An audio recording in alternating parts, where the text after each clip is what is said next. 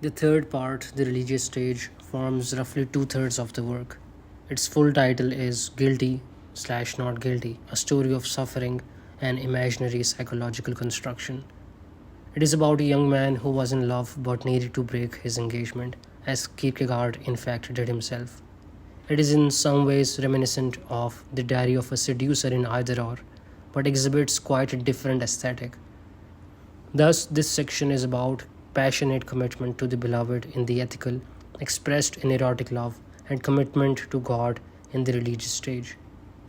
He writes, I cannot keep my soul in the immediacy of falling in love. I am well aware that she is lovely, in my eyes, indescribably so, but I do not feel like throwing the passion of my soul in that direction. Alas, loveliness is ephemeral. It is a shame to grasp it at once, so I have chosen the religious. This is closest to me. My faith is in it. This collision between sagacity and purely ethical religious obligations, abstractly understood, is difficult enough. In closing, reserve, silence, that is, the teleological suspension of the duty to speak the truth, is strictly formal qualification and therefore can just as well be the form for good as for evil. The teleological suspension is a term used by Kierkegaard in Fear and Trembling when he posits the temporary setting aside or suspension of the law, that is, the universal ethical duty to obey the absolute, God, who made the law. For quidem, uttering the truth which is ethically the right thing to do must be suspended for a higher purpose. He says, there is no time at all to think about myself, and yet my inner life is such that it can provide enough to think about. I am really no religious individuality. I am just a regular and perfectly constructed possibility of such a person. With a sword hanging over my head, in peril of my life, I discovered the religious crisis with a primitivity, a condition where one is not influenced by others, such as if I had not known of them before, with such a primitivity that if they had not been discovered, I would have to discover them.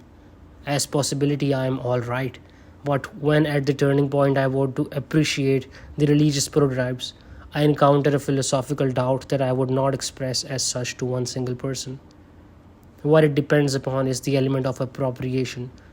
Predisposed as I am, at the turning point of the religious crisis, I reach for a paradigm. But look, I cannot understand the paradigm at all, even though I venerate it with a childlike piety that does not want to abandon it. As soon as I disdain duty, God becomes exclusive. For only in duty am I in humble harmony with this sublimity, and therefore his majesty is not exclusiveness. Therefore it is not God who makes himself exclusive, which he never does, but it is I who make him exclusive, and this is punishment. Part 3 closes with a letter from Frater Tacturnus. He informs us that the diary we have been reading is an imaginary construction, and he proceeds to describe its purpose. This includes a description of the existence spheres. He refers to the man and woman of this love affair respectively as quidem and cadem, Latin for someone in both masculine and feminine forms. He writes, now to my imaginary construction, I have placed together two heterogeneous individualities, one male and one female. Him I have kept in the power of spirit in the direction of the religious, and her I have kept in aesthetic categories. As soon as I posit a point of unity, there can be plenty of misunderstanding. The misunderstanding then is not due to some third factor, as if they understood each other and were separated by some alien power. No, ironically enough, everything favors their misunderstanding. There is nothing to keep them from having each other and talking together, but right there the misunderstanding begins. He poetizes her now, but by virtue of a religious ideality that comes after actuality. Just as a lover, by virtue of an ideality that comes prior to actuality, sees beauties in the beloved that are not there, so he, with the purposeful passion of repentance, sees terrors that do not exist.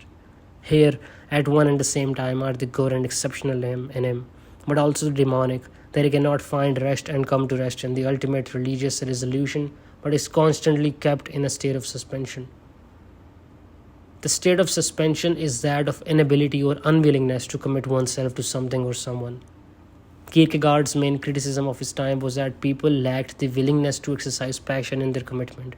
They preferred reflection, mere intellectual or pseudo-intellectual involvement, which is ultimately self-referential, since it refuses to engage wholeheartedly with the object of inquiry, especially with God. Taciturnus tells us that quidam seeks to express the religious but in aesthetic terms, and is therefore incapable of attaining the erotic or the religious. He is suspended. Taciturnus reminds the reader more than once that he is not, despite his name, religious. The reader must remember that throughout this entire work, Kierkegaard approaches the religious stage in an aesthetic manner, since the entire work is still operating under this pseudonymous authorship. Many of Quidam's journal entries begin with the words, "a year ago today." Thus, his entries are recollections, and recollection is distinctly a feature of the aesthetic stage. It is a backwards looking action. Commitment to the beloved is an example of a forward looking repetition, the ethical. Kierkegaard is concerned with the forward looking passionate commitment to the ideal, that is God, and this is the religious stage.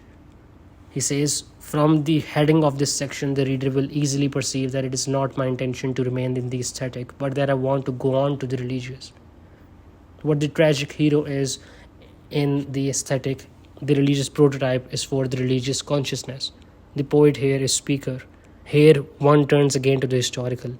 The prototype is presented and then the speaker declares that it is positively certain, for it is historical, and the believing congregation believes everything, even that the speaker knows what he himself is saying. In order to grasp the ideality, I must be able to dissolve the historical in the ideality, or do what God is set to do for one who is dying: shine upon it. Kierkegaard returns to a theme which he elucidated in the philosophical fragments and would later return to in the concluding unscientific postscript, namely the incorrectness of grounding the religious in the historical. The historical does not save. One does not prove the resurrection, for example, by referring to history. It cannot be done. The object of religion, God, must be approached subjectively. Quidam is not yet in the religious. He is passionate, and that is good, but he is not yet passionate for the religious. He approaches religion as a tragic poet, not as an impassioned believer. His sufferings are in the aesthetic, despite his religious inclinations. Kierkegaard wants to idealize the religious stage to such a degree that he devises a pseudonym to write about a man, Quidam, who is not yet religious, and yet the pseudonym Frater Taciturnus, who by his own admission is not religious, emphasizes the great distance from the aesthetic to the religious. Each section of Stages on Life's Way represents one of the stages.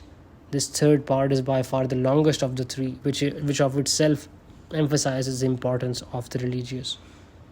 Kierkegaard closes with a description of the three stages of life, or as he prefers to call them, the existence spheres. He says there are three existence spheres: the aesthetic, the ethical, and the religious. The metaphysical is abstraction, and there is no human who exists metaphysically. The metaphysical, the ontological is, but it does not exist. For when it exists, it is so in the aesthetic, in the ethical, in the religious, and when it is the abstraction from a prior thing to the aesthetic, the ethical, the religious. The ethical sphere is only a transition sphere, and therefore its highest expression is repentance as a negative action. The aesthetic sphere is the sphere of immediacy, the ethical the sphere of a requirement, and this requirement is so infinite that the individual always goes bankrupt. The religious, the sphere of fulfillment. But please note, not a fulfillment such as when one fills an alms box or a sack of gold, for repentance has specifically created a boundless space, and as a consequence the religious in contradiction. Simultaneously to be out on 70,000 fathoms of water and yet be joyful.